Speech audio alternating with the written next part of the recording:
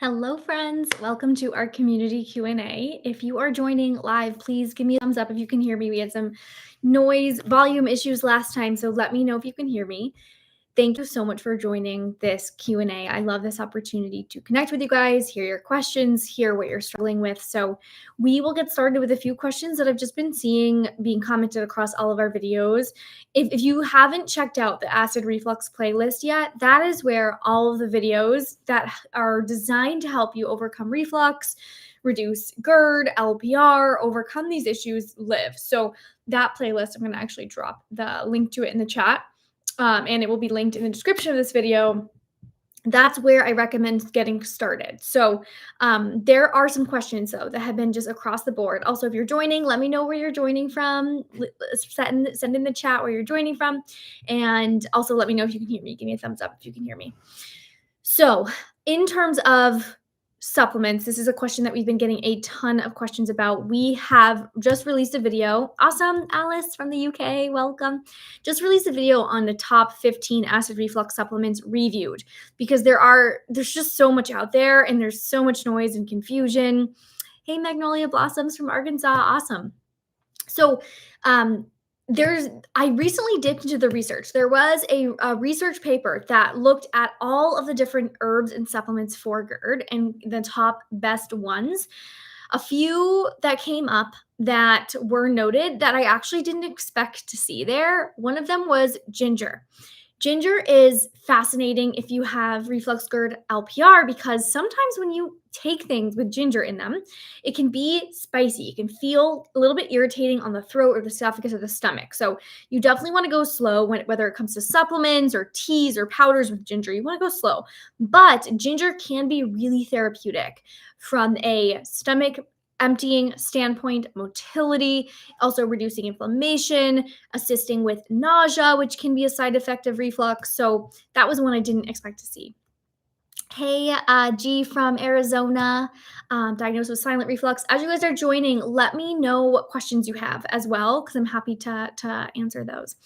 So ginger was one that came up. Slippery elm was one that came up. I know you guys have seen this in my videos because this is one of the ingredients that helped me personally wean off of my PPI. So I was on omeprazole twice a day for over a year, and I tried to come off of it many times, and it was tough. It was tough. I felt like I needed like a protective barrier for this process. And so slippery elm was really helpful for me. And in the research that did come up in this review, and I'll actually find the link and put it in the chat as well if you want to read this review.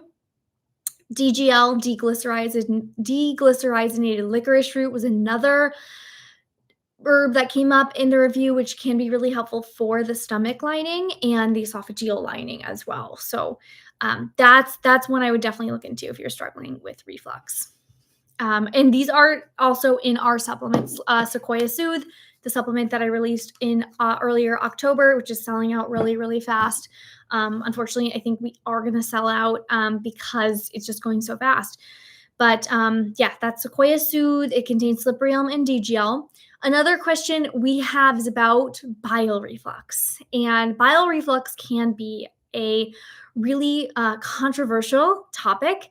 What bile reflux actually is, let me get my stomach pillow. It's when the post-pyloric sphincter doesn't close properly. Acid reflux, traditionally acid reflux is what we think about when this LES, this lower esophageal sphincter, doesn't necessarily close properly for whatever reason. This could be due to chronic stress, nervous system dysregulation. This also can be structural. This can be lifestyle habits, consistently overeating. Hey, Venison Girl from NYC, welcome. Alice.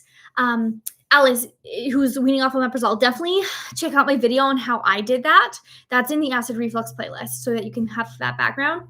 Okay, so bile reflux is when this post-pyloric sphincter isn't closing at the right time. It's allowing bile into the stomach.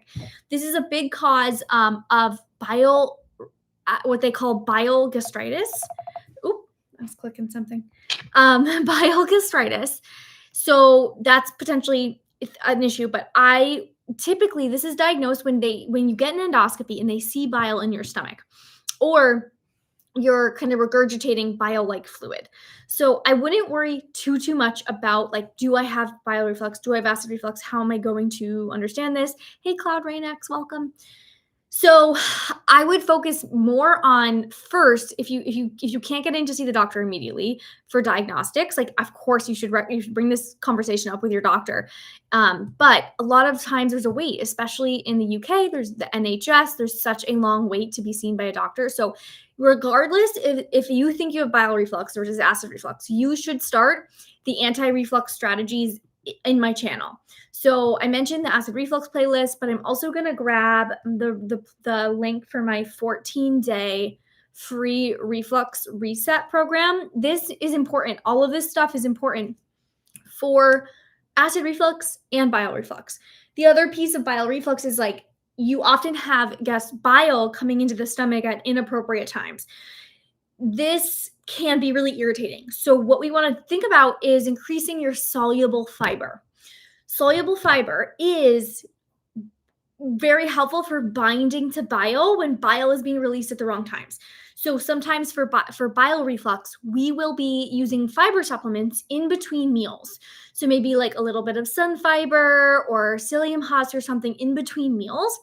And there was actually a study. I'm going to find that study really quick because I think it'll come up. Yeah, I found it. Okay, psyllium husk as an adjunct to PPI treatment in LPR. And those who took fiber supplements had better outcomes, better clinical outcomes, faster relief.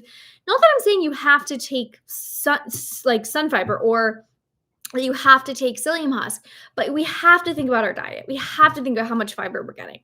So getting enough fiber, whether you have acid reflux or bile reflux, is important because this is going to not only reduce your chronic disease risk, cancer risk, but it's also going to be really helpful for binding excess bile if that's an issue. Venison Girl, I wonder if a GI doctor will notice that about bile reflux. So they would definitely see bile in your endoscopy in the stomach. They would notice that for sure. Is it possible that you have bile reflux and there's no bile in the stomach at the time of the endoscopy? There's always that risk. But that's typically how people are being diagnosed with bile reflux, is seeing bile in the stomach. Cloud Rain X, yes, irritating and painful. She has celiac, stomach ulcer after biopsy. Okay, so if you have an ulcer, you're going to have to work with your medical team. There will be medication, but you should also consider DGL, Sliprium as well. That's going to be really soothing for you after you do your medication treatment, because sometimes medication just isn't necessarily enough. Okay, Venison Girl, I have H. pylori, but don't know which route I should go about treating it. Good question. So there is the medication route, which is actually, it used to be triple therapy, but now it's quad therapy. It is 2 PPIs, an antibiotic, and bismuth is what's being used in the US. And I think that's, that is the clinical guideline. But here's what I will say is that it's not typically enough to just do that. So like typically we do need to use some sort of herbals afterwards, which whether it's a little bit of bismuth more or masticum, DGL can be helpful here as well. And you also do need to think about your microbiome as like a garden. Okay, so you have this overgrowth. And we can't just kill off the weeds. We can't just kill off the bad guys. We have to work to lift up the good guys so that this keeps the bad guys at bay. So keeping the bad guys at bay is really, really important. So what I mean by this is like eating lots of good fruits and vegetables, really focusing on your nutrition. Each meal should have ideally a plant and getting a variety of plants so that you're lifting up your healthy microbiome. Really good questions, guys. Really good questions.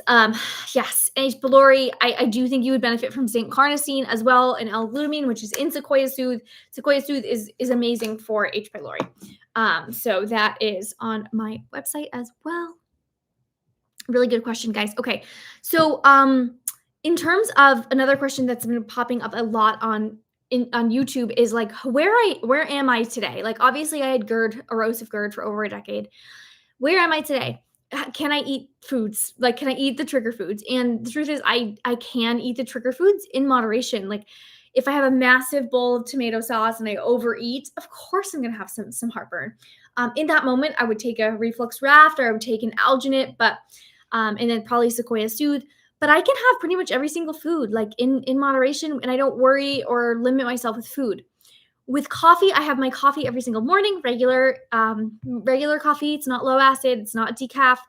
But if I have like, it's a big cup in the morning, like it's like 10 to 12 ounces. Um, and if I have probably 2 of those, like 20 ounces, I probably will get some heartburn. So it's more of like a threshold thing, and this is what we usually find with our clients as well, is that there's thresholds in terms of the triggers.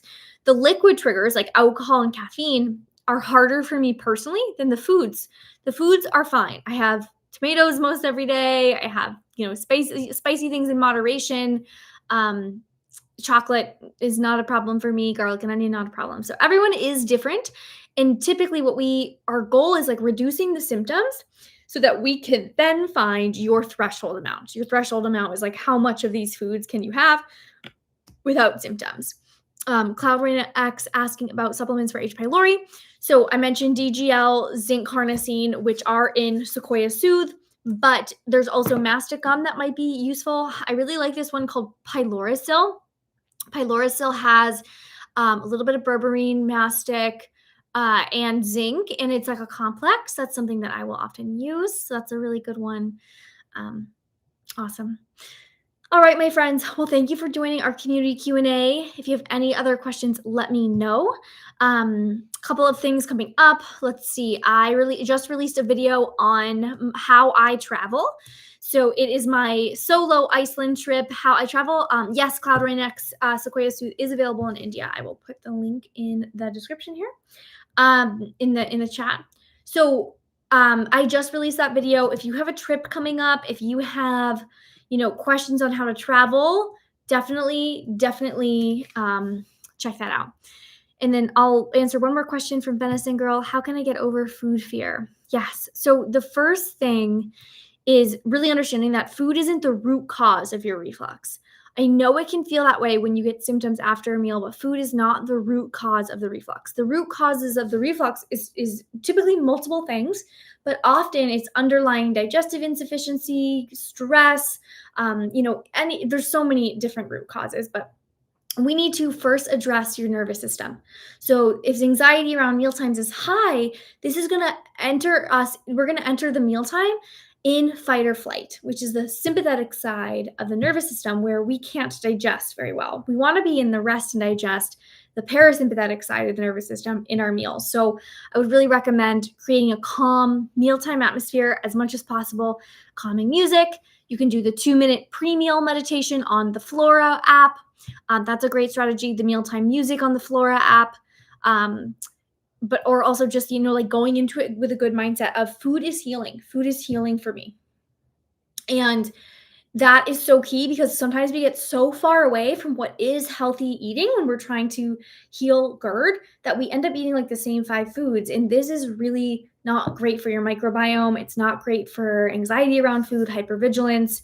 And so first understanding that, and then also just making a list of all the foods you've removed and really looking at that, like, are these reflux triggers? Or is it just like, did I remove so many foods unnecessarily is what I did, and what I see a lot of people doing. And then, of course, if you need more support, someone just in the chat asked about, Ladoska Daisy asked about how to have a personal evaluation. And I will put that link in here. It is on our website. If you are interested in like a one-on-one session, we do offer that so that we can go through your diet with a fine-tooth comb. Just put that link in there for you, Daisy33. But thank you guys so much for joining, and I will see you at our next community Q&A. Thank you for your support on my channel. If you have not subscribed, be sure to, and go check out my last video on my vlog, my trip to Iceland, and how I prevent reflux, how I take care of my gut while traveling. Thanks again, guys, and see you soon.